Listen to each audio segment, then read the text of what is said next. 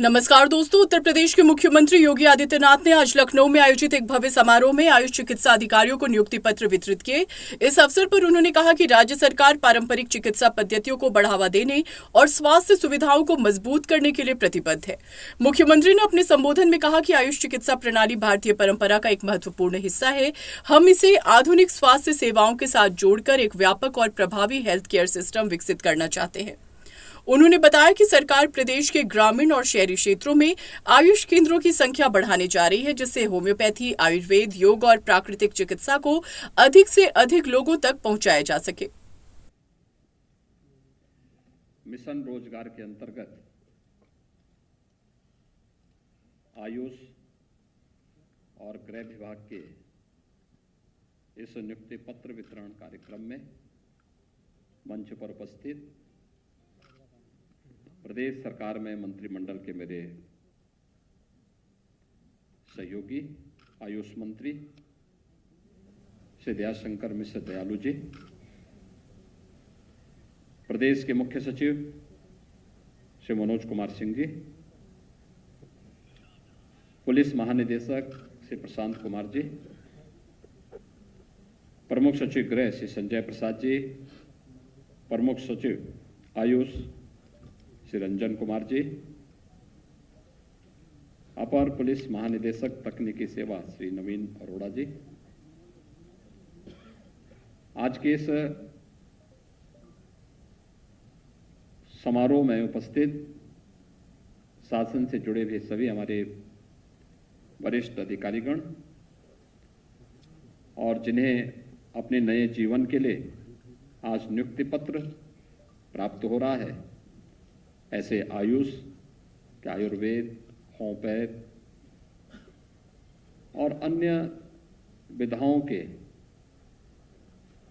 जो यहाँ पर आज professor, associate professor, assistant professor, चिकित्सा अधिकारियों और एफएसएल लैब्स के टेक्निकल स्टाफ को जो नियुक्ति पत्र वितरित हो रहा है, उसके लिए उपस्थित सभी हमारे सफलतम अभ्यर्थीगण, उनके परिवार के सभी अभिभावकगण, उपस्थित बहनों और भाइयों, मैं सबसे पहले आप सबको इस नियुक्ति पत्र वितरण समारोह के अवसर पर हृदय से बधाई देता हूं।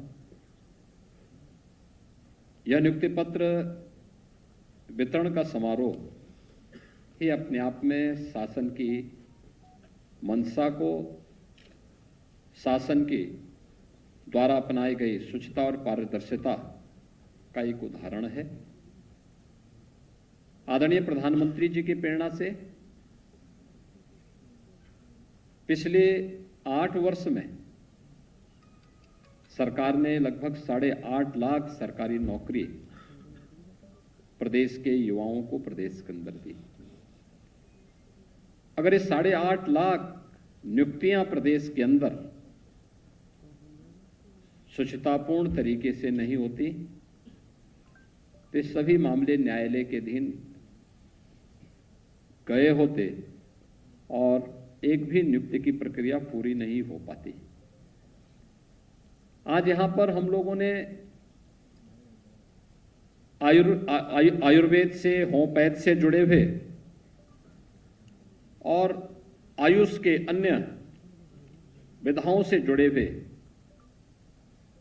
नियुक्ति पत्र, जिसमें 163 आयुर्वेद के चिकित्साधिकारियों के, 3 इसमें एसोसिएट प्रोफेसर, 19 प्रोफेसर और होम्योपैथ के 3 असिस्टेंट प्रोफेसर, इनको नियुक्ति पत्र एक और हम वितरित कर रहे हैं और 296 एफएसएल लैब के जो टेक्निकल स्टाफ है, इन सबको यह नियुक्ति पत्र वितरण का यह कार्यक्रम आज यहां पे संपन्न हुआ है। मैं सबसे पहले इन सभी कार्यों के लिए उत्तर प्रदेश लोक सेवा आयोग और उत्तर प्रदेश अधीनस्थ सेवा चयन आयोग को इन सभी नियुक्ति की प्रक्रिया को ईमानदारी के साथ शासन की मंशा के अनुरूप संपन्न करने के लिए हृदय से धन्यवाद देता हूं और आप सबको बधाई देता हूं। किसी भी युवा के लिए आज के दिन पर शासकीय नौकरी प्राप्त होना, उसकी मंशा के अनुरूप नौकरी प्राप्त होना या उसके सपने को एक नई उड़ान देना जैसा है। जो सपना उसने देखा था, उसके माता पिता ने देखा था, उसके अभिभावकों ने, मित्रों ने देखा था, वह सपना साकार हो रहा है, तो स्वाभाविक रूप से आपके जीवन की आगे की यात्रा उतनी ही सुगमतापूर्वक आगे बढ़ने में यह मदद कर सकती है। याद करिए, आज से 8 वर्ष पहले यही आयोग, चाहे वह उत्तर प्रदेश लोक सेवा आयोग रहा हो, उत्तर प्रदेश अधीनस्थ सेवा चयन आयोग रहे हों, उत्तर प्रदेश पुलिस भर्ती बोर्ड रहा हो, इन सब की स्थिति क्या हुआ करती थी? इनकी कार्यपद्धति पर व्यापक प्रश्न खड़े हुए थे। हाई कोर्ट से लेकर सुप्रीम कोर्ट तक इन सभी में अनेक याचिकाएं लंबित पड़ी हुई थी और माननीय न्यायालय ने भी तत्कालीन सरकार और आयोगों की कार्यपद्धति पर गंभीर प्रश्न खड़े किए थे। पिछले 8 वर्ष में हम लोगों ने 1,56,000 पुलिस कार्मिकों को पुलिस सेवा में लिया है और 60,200 की भर्ती की प्रक्रिया भी संपन्न करते हुए उन्हें ट्रेनिंग के लिए जाने की उनकी तैयारी हो रही है। यानी इतने बड़े पैमाने में केवल पुलिस में ही भर्ती हुई है और जितनी पुलिस में भर्ती हुई है उतने ही हम लोगों ने शिक्षक भी बनाए हैं प्रदेश के अंदर।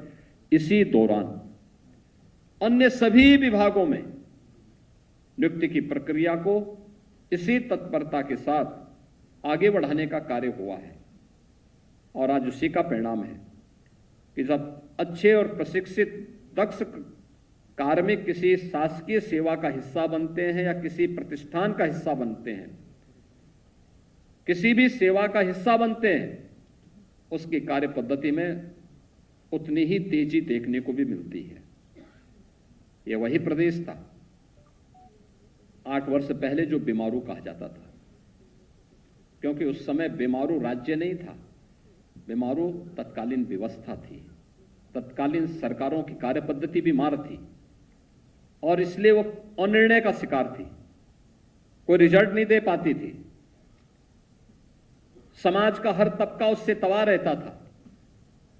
आज सरकार की कार्यपद्धति जिस तत्परता के साथ निर्णय लेने की है, जितनी शुचितापूर्ण, पारदर्शितापूर्ण और ईमानदारी पूर्वक उसे लागू करने की है, उसके परिणाम भी उतनी ही ईमानदारी से, उतनी ही तत्परता के साथ, उतनी ही शुचितापूर्ण और पारदर्शी तरीके से उसके परिणाम भी हम सबको देखने को मिलते हैं।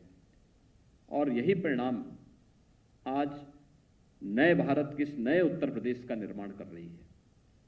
इन नए भारत का, नया उत्तर प्रदेश जो आज स्वयं बीमार नहीं है और देश के विकास में भी बैरियर नहीं बना है, बल्कि भारत की इकोनॉमी को, भारत की अर्थव्यवस्था को एक ग्रोथ इंजन के रूप में सपोर्ट करने को अपने आप को तैयार कर रही है।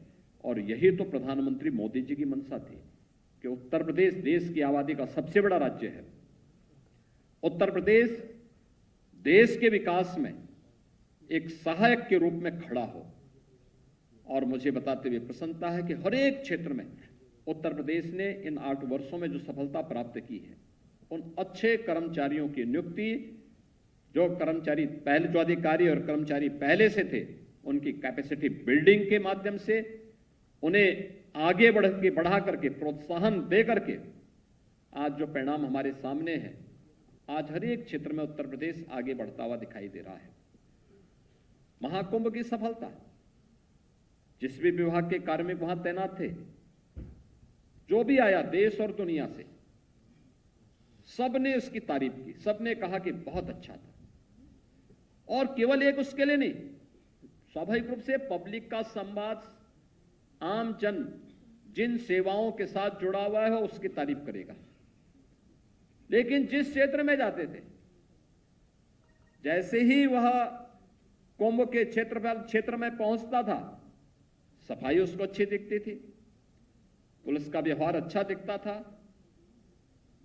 पेंटोन ब्रिज उसको अच्छे लगते थे, चेकर्ड प्लेट की व्यवस्था उसको व्यवस्थित लगती थी, संगम में पर्याप्त जल की उपलब्धता उसको अच्छी लगती थी, कॉरिडोर का निर्माण उसे अच्छा लगता था, एक स्वतः स्फूर्त भाव के साथ अनुशासन उसे अच्छा लगता था। और ये विभाग तो अलग अलग थे, सभी विभाग अलग अलग कार्य कर रहे थे, लेकिन उस पूरे विभाग की मॉनिटरिंग एक जगह से होती थी। और यही टीम वर्क जब एक साथ कार्य करता है तो महाकुंभ जैसी सफलता को हमें प्रदान करता है। और यही प्रयागराज के अंदर हम सब ने देखा है, यही हम अपने दैनिक जीवन में भी देखते हैं। हमारे दैनिक जीवन में भी यही सब कुछ हमें देखने को मिलता है। कुंभ प्रयागराज में हो रहा था, लेकिन कुंभ में क्या गतिविधियां हो रही थी, कैसे कैसे वहां कार्य हो रहे हैं, उसकी निगरानी हम यहीं से बैठ करके भी कर रहे थे।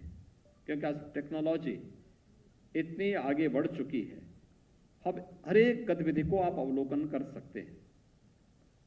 और हम लोग एक एक गतिविधि को देखते थे, फिर यहां से बताते भी थे कि देखो यहां पे ये चीजें हैं, यहां पे ये चीजें हैं। हमें अपनी विभागीय कार्य पद्धति को भी आगे बढ़ाने में इस प्रकार के टेक्नोलॉजी का उपयोग करके उसको एक सहायक के रूप में उपयोग किया कर सकते हैं और उसको और अच्छा बना सकते हैं। मैं आज आपसे केवल एक बात यही कहना चाहूंगा, जो ये आज नियुक्ति पत्र आपको प्राप्त हो रहा है आयुष विभाग से, आयुर्वेद होम्योपैथ के साथ साथ एफएसएल लैब्स के, ये दोनों विभाग बहुत महत्वपूर्ण विभाग हैं। आयुष जिसमें आयुर्वेद है, योग है, नेचुरोपैथी है, यूनानी है, सिद्धा है, इन सभी को मिलाकर के प्रधानमंत्री मोदी जी के आने के बाद देश के अंदर उन्होंने एक नया मंत्रालय ही इसके लिए गठित किया। ट्रेडिशन मेडिसिन की उन्होंने एक नई पद्धति को ही आगे करके उसको प्रोत्साहित किया, उसके लिए अच्छे इंस्टीट्यूट बनाए। आज उसके परिणाम हमें देखने को मिल रहे हैं।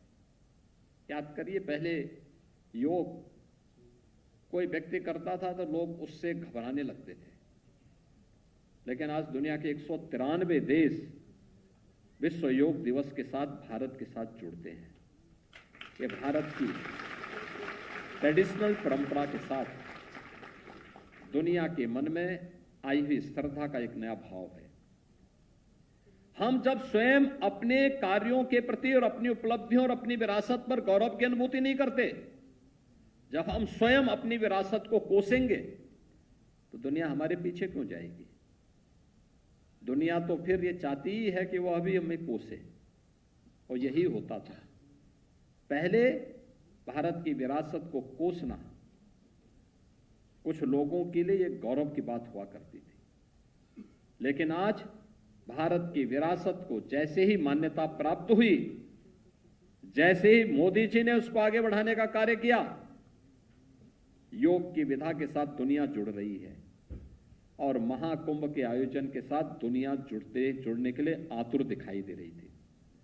यानी दुनिया का कोई ऐसा क्षेत्र, कोई ऐसा देश नहीं रहा होगा जिसने महाकुंभ में आने के लिए रुचि न दिखाई हो।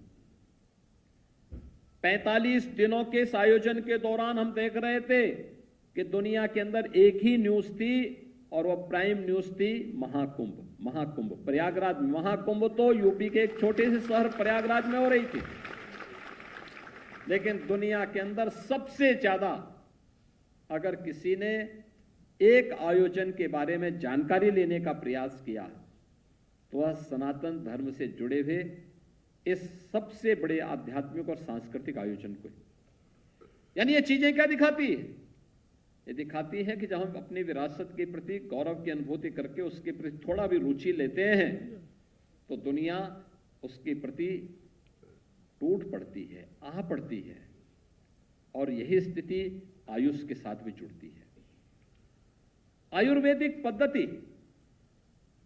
ये भारत की प्राचीन ऋषि मुनियों के व्यापक अनुभव पर आधारित वह पद्धति है जो हमें केवल रोग के उपचार के लिए नहीं बल्कि जीवन को एक संतुलित रूप से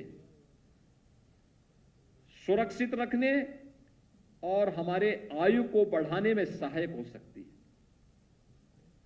हम एक संतुलित दिनचर्या के माध्यम से अपनी काया को आरोग्यता कैसे प्रदान कर सकते हैं, वह आयुर्वेद उसका एक महत्वपूर्ण माध्यम है।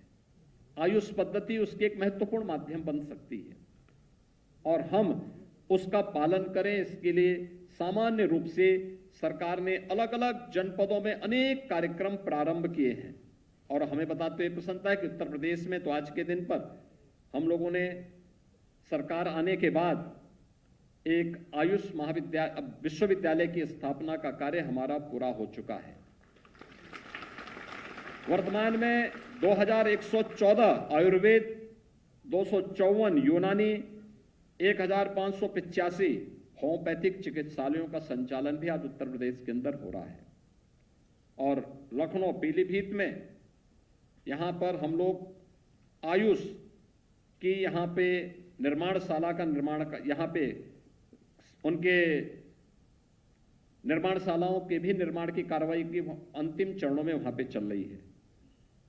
15 जनपदों में 50 शैय्या के इंटीग्रेटेड आयुष हॉस्पिटल्स की स्थापना और उसका संचालन प्रारंभ हो चुका है। 3 जनपदों में इसके निर्माण का कार्य प्रगति पर है और मैं विश्वास है कि बहुत शीघ्र हम इससे आगे बढ़ा पाएंगे। 1034 आयुष्मान आरोग्य मंदिरों की स्थापना पहले से हो चुकी थी जो संचालित हैं और इसके साथ ही 225 आयुष चिकित्सालयों में योग एंड वेलनेस सेंटर को भी प्रारंभ किया गया है। 395 राजकीय आयुष चिकित्सालयों का निर्माण का कार्य या प्रगति पर है।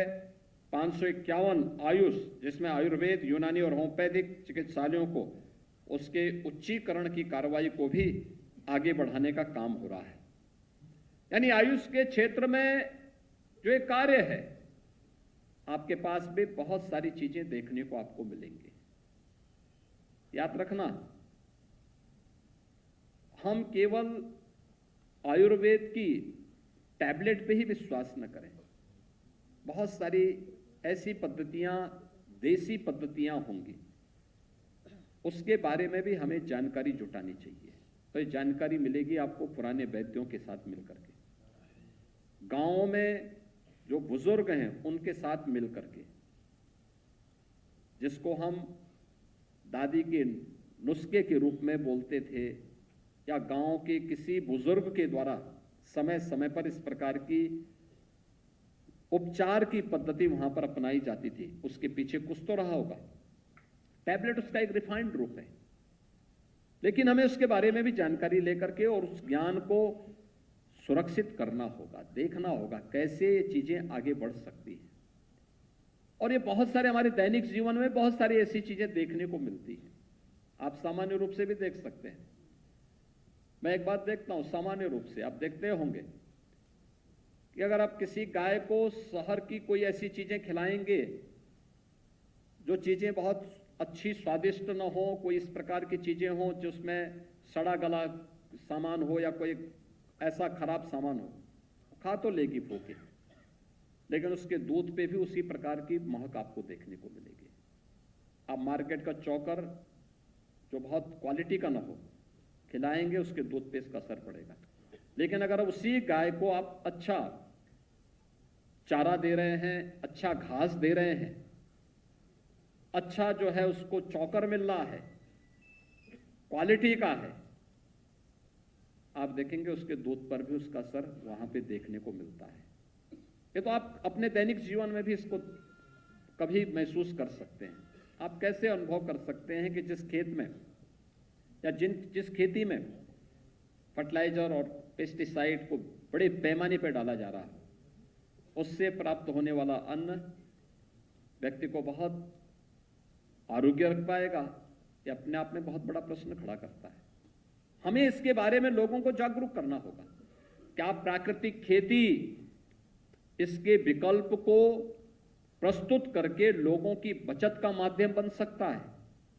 और इसको भी आज इस भारत सरकार ने नेचुरल फार्मिंग मिशन के माध्यम से आगे बढ़ाने का काम किया है, और हम लोग उसमें तेजी के साथ उत्तर प्रदेश के अंदर 1 लाख हेक्टेयर लैंड को इसके साथ जोड़ रहे हैं। हमें बीमारी के उपचार के साथ साथ उससे ज्यादा उसके बचाव पर भी लोगों को बताना पड़ेगा। शुद्ध पेयजल के लिए लोगों को बताना पड़ेगा, जल संरक्षण के बारे में लोगों को बताना पड़ेगा, जीवन पद्धति के बारे में लोगों को इसके बारे में अवगत कराना पड़ेगा, और अपनी दिनचर्या को व्यवस्थित रखने के लिए योग एंड वेलनेस सेंटर, योग की विधा कोई अलग से विधा नहीं, एक नियमित और संयमित दिनचर्या व्यक्ति की अपने आप में एक यौगिक दिनचर्या है। समय पे जगना, समय पे सोना, समय पे आहार लेना, वह बीमारी की बहुत बड़ी समस्या का समाधान स्वतः ही करता है। और आप योग में भी देखते होंगे कि पहले 2 नियम तो यम और नियम ही है। ये यम और नियम यानी एक व्यवस्थित दिनचर्या का ही एक हिस्सा है, कोई अलग नहीं है। और उस व्यवस्थित दिनचर्या के साथ अपने आप को जोड़ने की पद्धति, या आयुष की जितनी भी पद्धतियां हैं, वे सभी हम सबको उसके लिए प्रेरित करती है।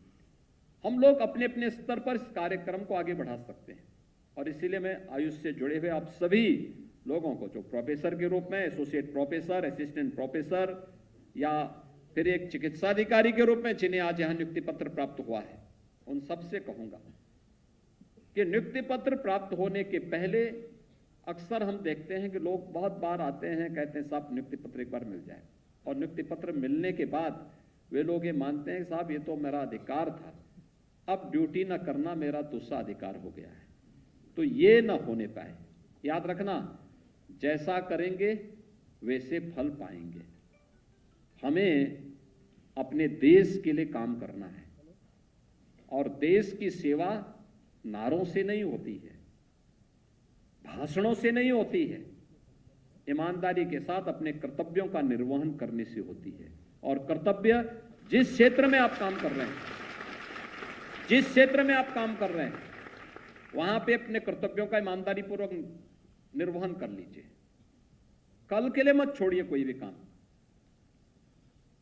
कल के लिए कोई भी कार्य छोड़ने का मतलब हम अपने कर्तव्यों का ईमानदारी पूर्वक निर्वहन नहीं कर रहे हैं। जो कल करना है उसको आज ही निपटा डालो। अगर आप इस तत्परता के साथ निर्णय लेंगे तो जनता भी आपकी कार्य पद्धति को खुशी खुशी स्वीकार करेगी, और जिस क्षेत्र में आप काम करेंगे उसमें सफलता की नई ऊंचाइयों को आप छूने का काम करेंगे। आज आयुष के क्षेत्र में बहुत संभावनाएं हैं, और मैं बार बार कहता हूं, ये हेल्थ एंड वेलनेस सेंटर जो बनाए जा रहे हैं, जो प्रधानमंत्री जी की एक परिकल्पना है, हर गांव को आरोग्यता के लक्ष्य को प्राप्त करने के लिए हेल्थ एंड वेलनेस सेंटर, हमारे आयुष के सेंटर, आयुर्वेद हॉस्पिटल, और जो हमारे अन्य आयुष के जो कॉलेजेस हैं, यूनिवर्सिटीज हैं, ये संस्थान अपने आप में हेल्थ टूरिज्म के नए अड्डे बन सकते हैं। याद रखना, उत्तर प्रदेश में इसके लिए व्यापक संभावना है। इतना पर्याप्त जल संसाधन, इससे अच्छी उर्वरा भूमि दुनिया के अंदर कहीं नहीं मिलने वाली है। और आयुष के लिए यह शुद्ध वातावरण सबसे अनुकूल वातावरण माना जाता है। आप इसके साथ थोड़ा भी जोड़ करके प्रयास करेंगे तो हेल्थ टूरिज्म का, जैसे हमने यूपी को स्पिरिचुअल टूरिज्म में आज दुनिया में नंबर 1 स्थान पर ला करके खड़ा कर दिया है।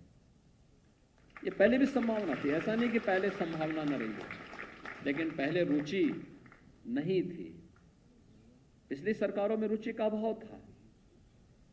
वे अपनी विरासत पर नहीं, वे आक्रांताओं के नकारात्मक भाव को महिमामंडित करते थे। और वर्तमान में सरकारें, डबल इंजन की सरकार, विरासत का सम्मान करते हुए उस पर गौरव की अनुभूति करके उन्हें अच्छे अच्छे कॉरिडोर के माध्यम से जोड़ करके, सुविधाओं के साथ जोड़ करके जो कार्य कर रही है, परिणाम है स्पिरिचुअल टूरिज्म में उत्तर प्रदेश नंबर 1 हुआ। और इस आस्था का सम्मान करके हम लोगों ने लाखों लोगों के लिए आजीविका के नए रास्ते भी खोल दिए हैं। आज इसी आस्था का सम्मान करके आजीविका की जो व्यापक संभावना उत्तर प्रदेश के अंदर बनी है, महाकुंभ उसका उदाहरण बना है। काशी, अयोध्या, चित्रकूट, गोरखपुर, नैमिषारण्य, मथुरा, वृंदावन, सुखतीर्थ, ये सभी क्षेत्रों में आज जो लाखों लोगों को नए नए रोजगार के साधन मिले हैं, ये उसका माध्यम बना है। और मेरा मानना है कि इसी को केंद्र में रख करके अगर हम हेल्थ टूरिज्म के आयुष पद्धति के नए केंद्रों को आगे विकसित करेंगे, आयुष में पंचकर्म की विधा को कौन नहीं जाना चाहता है। आप जोड़िए ना, लंबी लाइन आपके यहां दिखेगी। योग के कार्यक्रमों को आप देख सकते हैं, कितनी रुचि के साथ लोग उसमें भाग लेने का प्रयास करते हैं। अलग अलग सेंटर आप स्थापित करिए, एक बड़ी संख्या होगी योगासन के लिए, प्राणायाम के लिए, ध्यान की प्रक्रिया के लिए, नई नई विधाएं आप उसमें दे सकते हैं। लेकिन रुचि लेनी पड़ेगी, थोड़ा उस क्षेत्र में आप जाइए। और उसके लिए सबसे पहली बात जो मैंने आपको कही, अक्सर हम देखते हैं आयुष पद्धति से जुड़े हुए लोग, थोड़ा उनके मन में एक हीन भावना होती है कि आयुर्वेद के, इस हीन भावना से को दूर करिए। जैसे हम लोगों ने महाकुंभ के आयोजन के साथ 19 के पहले लोग हमसे पूछते थे, बोलते थे क्या कुंभ का आयोजन करेंगे? हम कहते हैं हाँ करेंगे। अरे बड़ा पैसा लगेगा। भाई हमने कहा पैसा हमारा लगेगा, तुम्हें परेशानी किस बात की है? हम आयोजन कर रहे हैं, कहा इतने बड़े आयोजन में भीड़ आएगी, कुछ भी हो सकता है। मैंने कहा कुछ भी नहीं होगा, हम लोग करेंगे, कुछ भी नहीं होना है। हम ये मान करके चलते हैं, हम अच्छा नियत से काम करेंगे, परिणाम हमारे पक्ष में आएगा। और आपने देखा होगा 19 प्रयागराज कुंभ ने और महाकुंभ प्रयागराज 25 ने उत्तर प्रदेश को एक नई पहचान दिलाई है। ऐसे ही रिस्क तो लेना पड़ेगा जीवन में। लोग आपके बारे में बहुत सारी, लेकिन ये तब हुआ जब हमने अपनी विरासत के प्रति सम्मान का भाव रखा। ऐसे ही आयुर्वेद के प्रति, योग के प्रति, नेचुरोपैथी के प्रति या इन ट्रेडिशनल मेडिसिन के प्रति आपके मन में जितना श्रद्धा का भाव होगा, जितना आप उसको श्रद्धा भाव के साथ आगे बढ़ाने का प्रयास करेंगे, उसकी नई नई विधाओं में आप टूरिज्म के नए सेक्टर का विस्तार देने में सफल हो सकते हैं। हर जनपद में, हर विकासखंड स्तर पर अगर आप इस दिशा में कार्य करेंगे तो नए रोजगार के सृजन में ये मदद कर सकता है। वैसे ही मदद कर सकता है जैसे आज वन डिस्ट्रिक्ट वन प्रोडक्ट के माध्यम से हम लोग प्रदेश के अंदर अलग अलग जनपद में ढेर सारे रोजगार के साथ साथ एक्सपोर्ट के एक नए हब के रूप में स्थापित करने में हमें मदद मिली है। दूसरा पक्ष है जो आज यहां पे एफएसएल लैब्स के लिए टेक्निकल स्टाफ को भी नियुक्ति पत्र वितरित किया गया है, जिसमें 96 कनिष्ठ प्रयोगशाला सहायकों को नियुक्ति पत्र वितरित किया गया है। 1 जुलाई 2024 को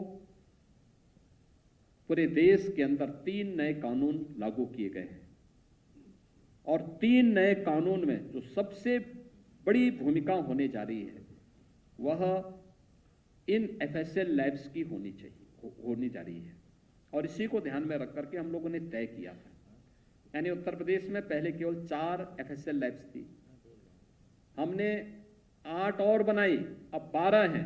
अब 12 के बाद 6 वर्तमान में निर्माणाधीन है, कुछ अन्य कोई निर्माण की प्रक्रिया के साथ हम जोड़ रहे हैं।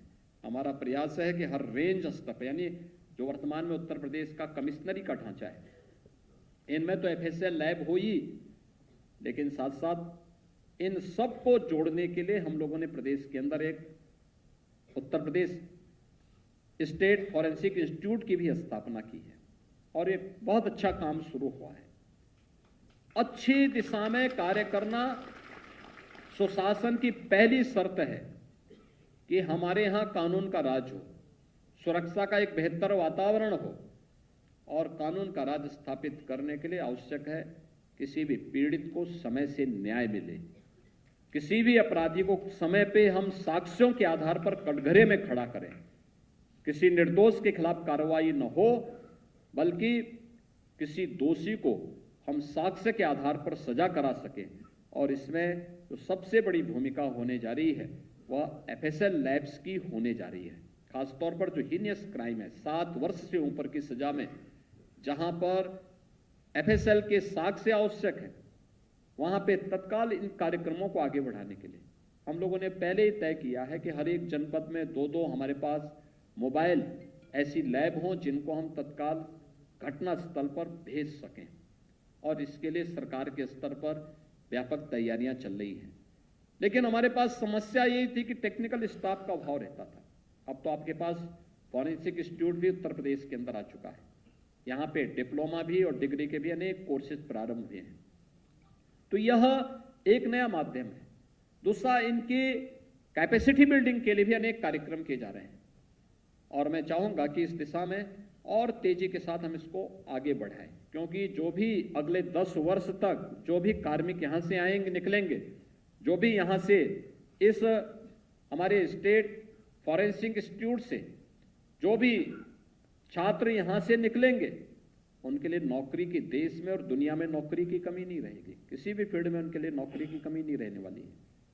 उन्हें अपने आप को अभी से तैयार करना होगा, इंस्टीट्यूट को अच्छा करना होगा, एफएसएल लैब्स को तेजी के साथ आगे बढ़ाना पड़ेगा।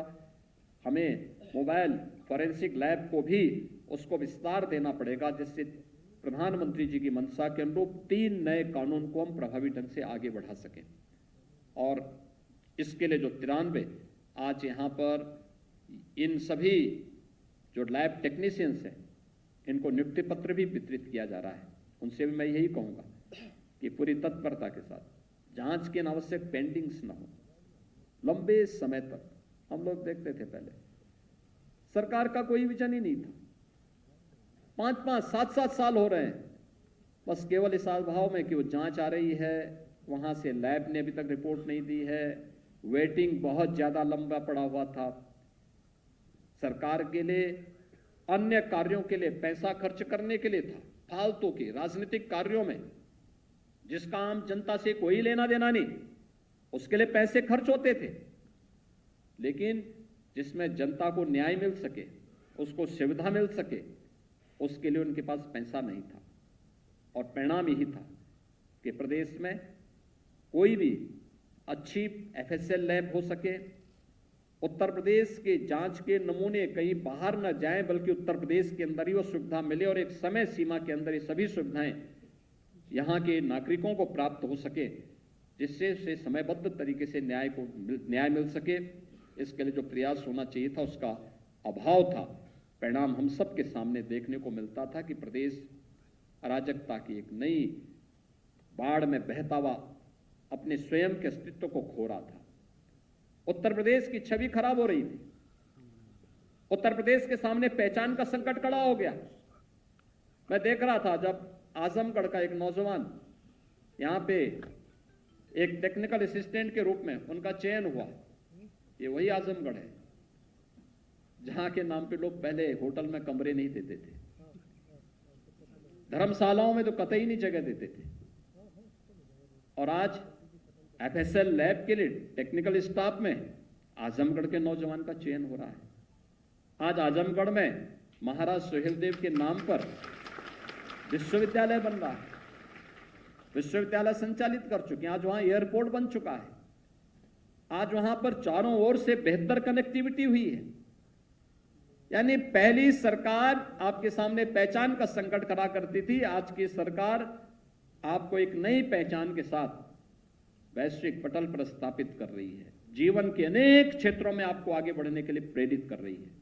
और इस अवसर पर मैं आप सबसे कहूंगा कि जितनी ईमानदारी के साथ सरकार ने अपने कार्यक्रम को आगे बढ़ाया है, आप में से एक भी व्यक्ति ने किसी से सिफारिश नहीं की होगी। आप में से किसी भी व्यक्ति ने कोई ऐसी आपसे किसी ने कोई अपेक्षा नहीं की होगी। आपने अपना इंटरव्यू दिया होगा, अपना रिटर्न दिया होगा और अपने कार्य पद्धति के साथ आप आगे बढ़े होंगे। एक समयबद्ध तरीके से आपको हो सकता है कि वेरिफिकेशन की प्रक्रिया को पूरा करने में कुछ समय लगा हो, लेकिन अंततः आपके सामने ये परिणाम भी आया और आज आपको नियुक्ति पत्र प्राप्त हो रहा है। शासन भी आपसे यही अपेक्षा रखता है। अपेक्षा शासन की यही है कि यही शुचिता, यही पारदर्शिता, यही ईमानदारी और यही तत्परता आपकी कार्य पद्धति का हिस्सा भी बने। और याद रखना, यही जीवन के गुण आपको आगे बढ़ाने में मदद करेंगे। आप सबसे इस अपेक्षा के साथ मैं एक बार फिर से आज नियुक्ति पत्र वितरण के इस कार्यक्रम के अवसर पर, जो आज आप सभी को हमने अलग अलग क्षेत्र में, आयुष के क्षेत्र में और यहाँ पे उत्तर प्रदेश पुलिस की कार्य पद्धति को और अच्छा बनाए रखने के लिए जो टेक्निकल स्टाफ आज प्राप्त हुए हैं FSL लैब्स के लिए, इन सबको नियुक्ति पत्र वितरित करते मुझे प्रसन्नता हो रही है। आप सबके अभिभावकों को, आपके माता पिता को, आपको मैं बधाई देते हुए अपनी शुभकामनाएं देता हूं, मंगल में शुभकामनाएं देता हूं। विश्वास करता हूं कि उत्तर प्रदेश सरकार का हिस्सा बनने के बाद आप उत्तर प्रदेश के विकास में अपना योगदान दे करके उत्तर प्रदेश को देश की अग्रणी अर्थव्यवस्था बनाने में अपना योगदान देंगे। आप सबके प्रति मेरी मंगल में शुभकामनाएं। धन्यवाद। जय हिंद। बहुत बहुत कार्यक्रम में स्वास्थ्य विभाग के वरिष्ठ अधिकारी, मंत्रीगण और बड़ी संख्या में नियुक्ति प्राप्त चिकित्सा अधिकारी मौजूद रहे। मुख्यमंत्री ने सभी नए चिकित्सा अधिकारियों से राज्य के नागरिकों को उत्तम स्वास्थ्य सेवाएं प्रदान करने का आह्वान किया। उत्तर प्रदेश सरकार लगातार स्वास्थ्य सुविधाओं में सुधार के लिए नए कदम उठा रही है और ये नियुक्ति अभियान उसी दिशा में एक महत्वपूर्ण प्रयास माना जा रहा है। अपनी राय हमें कमेंट में जरूर बताएं और ऐसे ही लेटेस्ट अपडेट्स के लिए हमारे चैनल रॉयल बुलेटिन को लाइक, शेयर और सब्सक्राइब करना ना भूलें।